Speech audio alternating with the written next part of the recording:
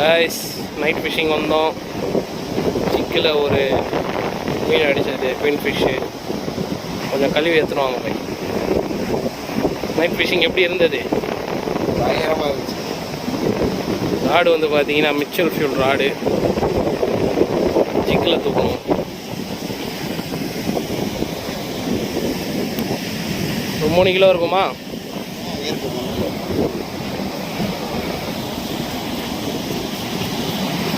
இன்றைக்கி வந்து பார்த்தீங்கன்னா இந்த ஒரு மீன் தான் அடித்தது எங்களுக்கு.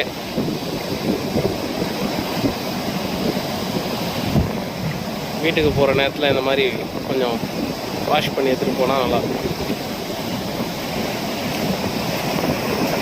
எப்படி இருக்குன்னு பார்ப்போம்.